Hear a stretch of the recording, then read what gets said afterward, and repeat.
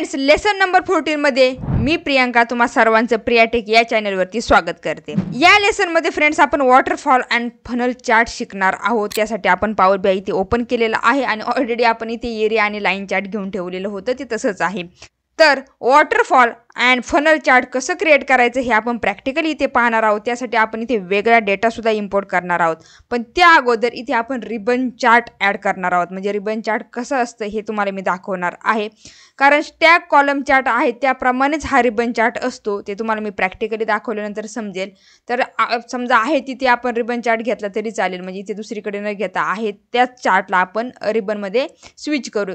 तर त्यासाठी काय करावं लागतं, हा चार्ट सिलेक्ट करावा लागतो। सिलेक्ट केल्यानंतर इथे व्हिज्युअलायझेशन पेनमध्ये आपल्याला व्हिज्युअल पाहायला मिळतं। इथे पहा रिबन चार्ट आहे, यावरती फक्त क्लिक करा। क्लिक केल्यानंतर इथे रिबन व्हिज्युअल आलेला आहे, आपला रिबन चार्ट आलेला आहे।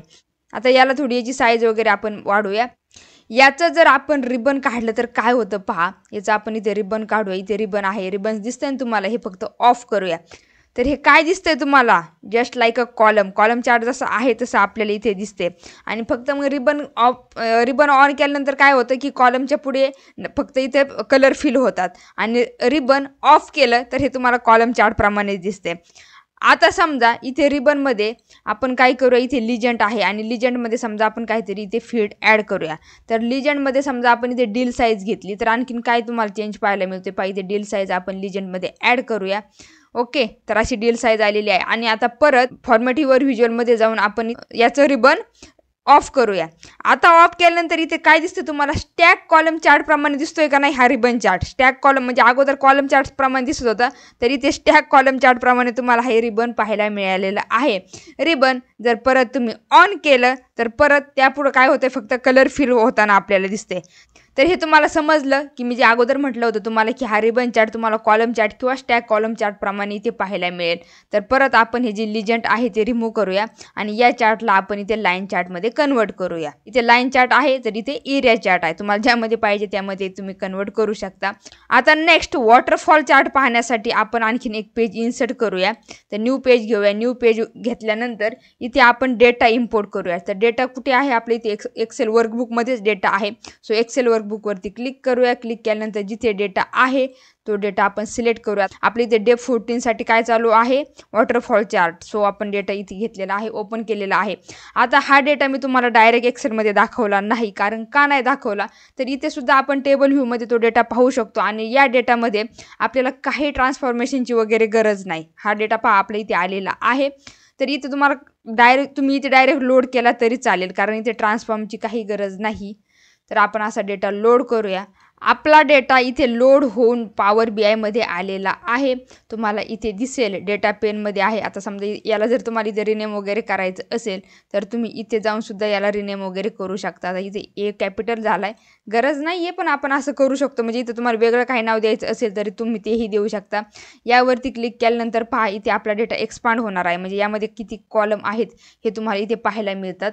आणि हा डेटा जर तुम्हाला पाहायचा असेल तर इथे टेबल व्ह्यू पाहायला मिळतं आणि टेबल व्ह्यूमध्ये आपल्याला इथे पहा हा आपला डेटा आहे, मेंबर स्टेट आहे आणि इथे पॉप्युलेशन, दोनच कॉलम आहे।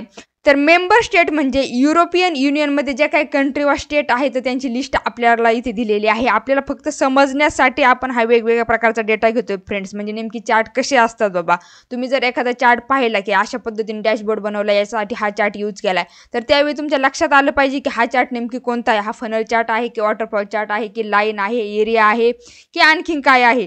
तर त्यासाठी आपण असा डेटा घेतोय आणि त्यामध्ये जे गरजेचं आहे त्यानुसार आपण इथे कॉलम घेतोय। हे जे स्टेट आणि कंट्री आहेत हे सगळे युरोपियन युनियनमध्ये येत आहेत। नंतर त्यांची इथे पॉप्युलेशन तुम्हाला 1000 मध्ये पाहायला मिळेल, म्हणजे 61K, 61,000, 51,000, 31,000। पण काही ठिकाणी तुम्हाला इथे मायनस साईन पाहायला मिळते आणि काही ठिकाणी ते पॉझिटिव्ह आहे। ज्यावेळी फ्रेंड्स आपण वॉटरफॉलसाठी डेटा घेतो, म्हणजे वॉटरफॉल चार्टसाठी डेटा घेतो, तर त्यावेळेस तुम्हाला इथे पॉझिटिव्ह आणि निगेटिव्ह व्हॅल्यू असायलाच पाहिजे, त्याशिवाय तुम्हाला तो वॉटरफॉल चार्ट व्यवस्थित समजणार नाही। तर काय झाले, पर्टिक्युलर इयर म्हणा किंवा मंथ म्हणा, तर त्यानुसार त्या स्टेटची पॉप्युलेशन किती वाढली, बेल्जियमची 61,000 वाढलेली दिसेल। नंतर इथे ग्रीसची -29,000 आहे, म्हणजे ती पॉप्युलेशन डिक्रीज झालेली आहे। तर असं इनक्रीज डिक्रीज तुम्हाला इथे रिझल्ट पाहायला मिळतो। ह्या ज्या तुम्हाला पाहायला मिळतात तर ह्या निगेटिव्ह आणि पॉझिटिव्ह व्हॅल्यू आहेत। पण तुम्ही एक नोटीस केलं का फ्रेंड्स, इथे डेसिमल पॉईंट खूप पाहायला मिळतात. म्हणजे 61,000 त्यापुढे भरपूर डेसिमल पॉईंट आहेत. तर हे डेसिमल पॉईंट आपण कमी करू शकतो ना. मग त्यासाठी परत पॉवर क्युरीकडे जायचं का? तर त्यासाठी परत पॉवर क्युरीकडे जाण्याची गरज नाही. काही जर चेंजेस आपल्याला बेसिक चेंजेस काही करायचे असेल तर आपण इथे टेबल व्ह्यूमध्ये पण करू शकतो. तर टेबल व्ह्यूमध्ये तुम्हाला इथे टेबल टूल्स पाहायला मिळतं. तर टेबल टूल्समध्ये गेल्यानंतर इथे पहा, आता हा कॉलम सिलेक्ट करा. हा कॉलम सिलेक्ट केल्यानंतर इथे तुम्हाला पाहायला मिळतंय की ते फॉर्मॅटिंगमध्ये इथे ॲटो आहे. म्हणजे हे जे डेसिमल आहेत ना, हे ॲटो आहेत. तर समजा आपल्याला 2 पर्यंतच पाहिजे डेसिमल, तर असं 0, 1, 2 असं तुम्ही जर क्लिक केलं तर तिथे तेवढंच डेसिमल पॉईंटपर्यंत येणार आहे. म्हणजे असे थोडेफार प्रकारे फॉर्मॅटिंग आपण इथे सुद्धा डायरेक्ट करू शकतो. त्यासाठी परत पॉवर क्युरीमध्ये जाण्याची गरज नाही. तर आता आपण परत एकदा रिपोर्ट व्ह्यूकडे जाऊया आणि इथे आपण आता वॉटरफॉल चार्ट इन्सर्ट करणार आहोत. तर त्यासाठी वॉटरफॉल चार्ट कुठे पाहायला मिळेल तुम्हाला, इथे रिबन चार्ट जो पाहिला ना आपण अगोदर, त्या शेजारी इथे वॉटरफॉल चार्ट आहे, यावरती क्लिक करा. क्लिक केल्यानंतर टाईल इथे आलेली आहे. सो त्याची साईज वगैरे तुम्हाला वाढवायची असेल तर असं साईज वगैरे वाढवा, मूव्ह करायचं असेल तर तुम्ही असं मूव्ह वगैरे करू शकता. आता यामध्ये आपल्याला काही फील्ड ॲड करायचे आहेत. म्हणजे इथे पहा तुम्हाला काय पाहायला मिळते, कॅटेगरी आहे, breakdown, Y axis, tool tips वगैरे, हे तर मला माहीतच आहे. कॅटेगरीमध्ये आपण घेऊया मेंबर स्टेट. जे स्टेट आहे ते आपण अशी कॅटेगरीमध्ये घेतलेले आहेत. नंतर इथे ब्रेकडाऊन पण आहे. जसं लिजंट वगैरे तुम्ही पाहिलं होतं ना फ्रेंड्स, तसं आपण इथे ब्रेकडाऊनमध्ये सुद्धा फीड ॲड करू शकतो. पण आपल्याकडे ते कॉलम नाही, सो आपण इथे ब्रेकडाऊन न घेता इथे वाय ॲक्सिस घेणार आहोत. तर वाय ॲक्सिसमध्ये आपण घेतो पॉप्युलेशन, कारण मी तुम्हाला सांगितलं वाय ॲक्सिसमध्ये आपण न्यूमरिक व्हॅल्यू घेतो. तर अशा प्रकारे आपला इथे वॉटरफॉल चार्ट रेडी झालेला आहे. आणि या चार्टकडे पाहून तुम्हाला काय वाटतंय फ्रेंड्स, तर ज्या स्टेटची पॉप्युलेशन वाढलेली आहे, इन्क्रीज झालेली आहे, ते तुम्हाला इथे सर्व ग्रीनमध्ये आलेलं दिसेल. यावरती तुम्ही जर माऊस पॉइंटर फिरवला तर तुम्हाला मेंबर स्टेट, युनायटेड किंगडम, नंतर सम ऑफ पॉप्युलेशन, त्याची पॉप्युलेशन आलेली आहे सम करून. तर हे ज्या स्टेटच्या पॉप्युलेशन इन्क्रीज झालेले आहेत ते सगळे तुम्हाला मध्ये आलेलं दिसेल. आणि ज्या स्टेटचे पॉप्युलेशन डिक्रीज झालेले आहे, ते पर इयर म्हणा त्या पर मंथमध्ये, तर ते तुम्हाला इथे रेडमध्ये आलेलं दिसेल. म्हणजे जे मी तुम्हाला म्हटलं की आपल्याकडे पॉझिटिव्ह आणि निगेटिव्ह व्हॅल्यू आहेत, तर त्या पॉझिटिव्ह आणि निगेटिव्ह व्हॅल्यूचा इम्पॅक्ट असा आपल्या इथे चार्टवरती पडलेला आहे. अशा प्रकारे फ्रेंड्स आपल्याला इथे हा वॉटरफॉल चार्ट पाहायला मिळतोय. हे समजलं तुम्हाला, ज्या ज्या स्टेटचं पॉप्युलेशन इथे इन्क्रीज झालेलं आहे ते फक्त इथे ग्रीनमध्ये आलेलं आहे, आणि ज्या ज्या स्टेटचं पॉप्युलेशन डिक्रीज झालेलं आहे ते फक्त इथे रेडमध्ये आलेलं आहे. तर असं वॉटरफॉल चार्टमध्ये आपल्याला निगेटिव्ह व्हॅल्यू असणं गरजेचं आहे. नंतर जर याची फॉर्मॅटिंग पाहायला गेलो तर same as it is formatting आहे. आपण x axis, y axis, legend, grid lines वगैरे, कॉलम्स वगैरे आहेत. तुम्हाला जर ह्या कॉलमचे म्हणजे कलर वगैरे चेंज करायचे असेल तर तुम्ही असं कलर वगैरे चेंज करू शकता. सेम आता ही फॉर्मॅटिंग परत पाहण्याची गरज नाही, कारण सिमिलर फॉर्मॅटिंग आहे. इथे मला वाटत नाही की ती परत घ्यायची गरज आहे म्हणून. आणि तुम्ही बाकीचे जे आपण ऑलरेडी जे व्हिज्युअल पाहिलेले आहे ते त्याची प्रॅक्टिस केलीच असेल, सो ही फॉर्मॅटिंग परत पाहण्याची गरज नाही. फ्रेंड, जर समजा आपण त्यासाठी जर एखादा वेगळा डेटा घेतला, तर म्हणजे समजा अगोदरचा जर आपण इथे डेटा घेतला, आता ह्या फील्ड आपण काय करूया, किंवा नेक्स्ट पेजवरती येऊया आणि इथे परत एकदा समजा आपण घेऊया वॉटरफॉल चार्ट, आणि यामध्ये जो अगोदर आपल्याकडे डेटा आहे त्या डेटामध्ये समजा फील्ड ॲड केले ज्यामध्ये निगेटिव्ह व्हॅल्यू नाही, अशा जर फील्ड ॲड केल्या तर काय होतं तुमच्या लक्षात येईल. पहा, समजा इथे आपण याची साईज वगैरे आणखी वाढवली आणि इथे जो आपला सेल्स डेटा 1 आहे तो एक्सपांड करूया, आणि यामध्ये कॅटेगरीमध्ये आपण स्टेटस घेऊया. कॅटेगरीमध्ये आपण घेतलं समजा स्टेटस, आणि वाय ॲक्सिसमध्ये समजा आपण घेतलं क्वांटिटी ऑर्डर. जे इथे सिग्मा साईन दिसते तुम्हाला, म्हणजे हे न्यूमरिक व्हॅल्यू आहेत, तर असं आपण क्वांटिटी ऑर्डर घेतलं. तर इथे तुम्हाला काय पाहायला मिळते फ्रेंड्स, फक्त इथे ग्रीनच पाहायला मिळते, कारण यामध्ये निगेटिव्ह व्हॅल्यू नाहीत. निगेटिव्ह व्हॅल्यू असतील तरच ॲटोमॅटिक ते रेडमध्ये येतं. सो आता आपण हे डिलीट करूया. आता नेक्स्ट आपण पाहणार आहोत फ्रेंड्स फनल चार्ट. फनल चार्टसाठी परत आपल्याला ते वेगळा डेटा इम्पोर्ट करणार आहोत. सो परत एकदा एक्सेल वर्कबुकवरती क्लिक करूया, डेटा इम्पोर्ट करूया. हा झाला फनल चार्टसाठी डेटा. सो डेटा आपण ओपन केला.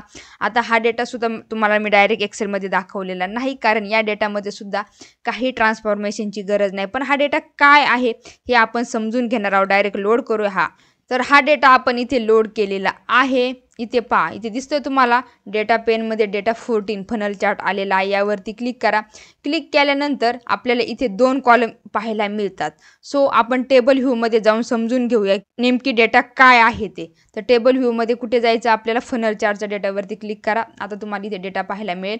तर इथे अगदी छोटा डेटा आहे, इथे स्टेप आहे आणि इथे क्वांटिटी इन मिलियन्स आहे. जर वॉटरफॉल चार्ट घ्यायचा असेल तर तिथे आपल्याला निगेटिव्ह व्हॅल्यू पाहिजे डेटामध्ये, आणि जर फनल चार्ट घ्यायचा असेल तर इथे आपल्याला फनल टाईप व्हॅल्यू पाहिजे. फनल टाईप व्हॅल्यू म्हणजे नेमकी काय हे समजून घेण्यासाठी एक छोटंसं एक्झाम्पल घेऊया आपण. समजा कोणताही व्हिडिओ असू द्या, ते यूट्यूबचा असू द्या किंवा दुसरा कोणता असू द्या.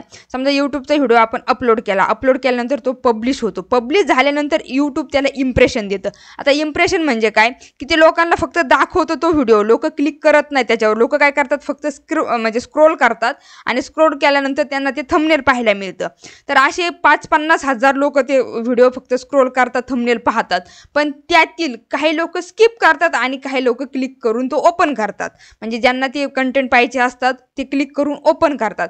तर त्याला काय म्हणतात, ओपन केल्यानंतर त्याला काय म्हणतात, क्लिक थ्रू रेट. म्हणजे कोणी क्लिक करून तो ओपन केलेला आहे त्याला क्लिक थ्रू रेट आपल्याला यूट्यूब देतं. म्हणजे अगोदर काय देतं, इम्प्रेशन रेट देतं, नंतर इम्प्रेशन क्लिक थ्रू रेट देतं. ते तर इम्प्रेशनपेक्षा कमीच असतो. त्यानंतर तो व्हिडिओ कोणी किती पाहिला त्यानुसार आपल्याला वॉच टाईम मिळतो त्याचा, म्हणजे किती तास पाहिला वगैरे असा वॉच टाईम मिळतो.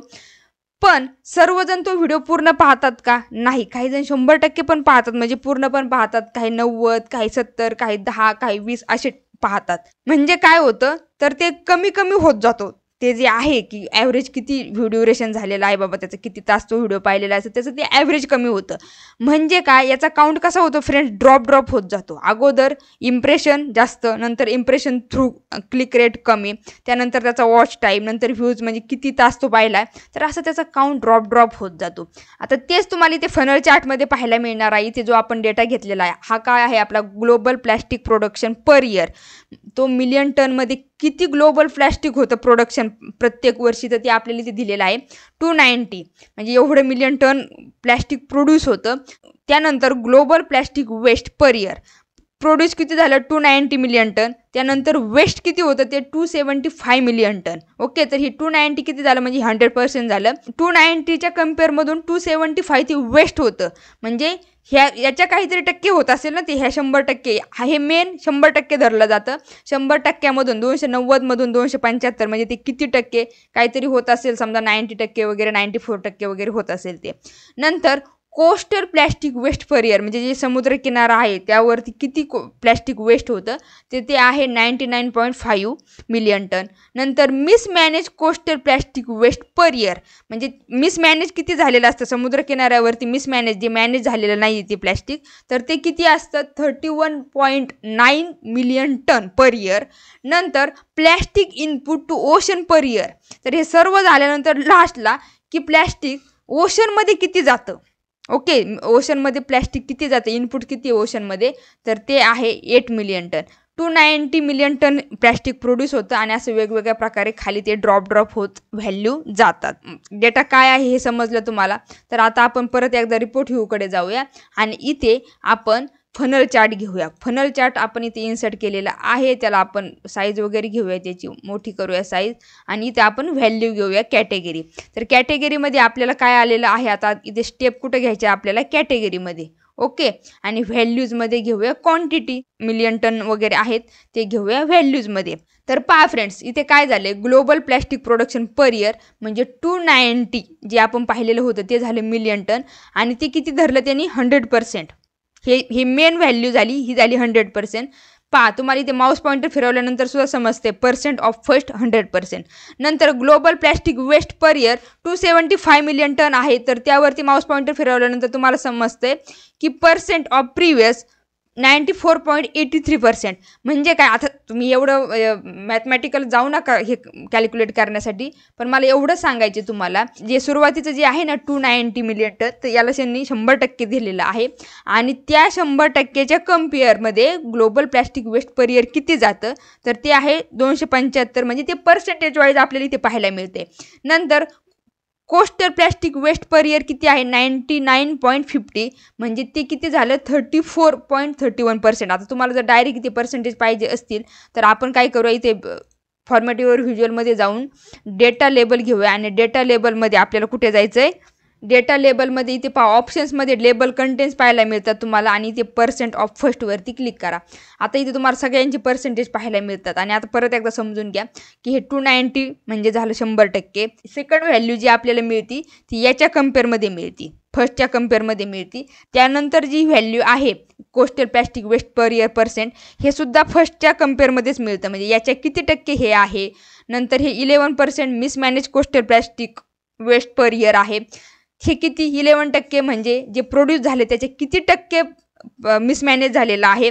आणि प्लॅस्टिक जे ओशनमध्ये जातं तर ते प्रोड्यूसच्या किती टक्के प्लॅस्टिक हे ओशनमध्ये जातं तर ते आहे 2.76 म्हणजे 2.8% वगैरे.